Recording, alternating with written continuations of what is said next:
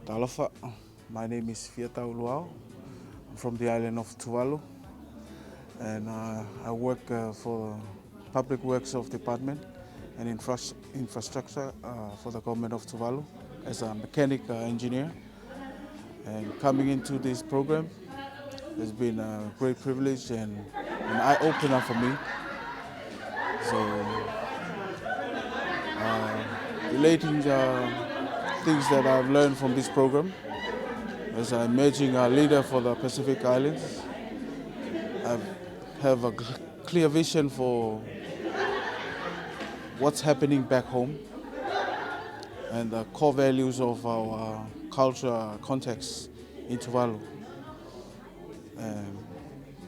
Hoping what I get out of this program to be useful when I go back to reality as we are now in our learning status. Make changes and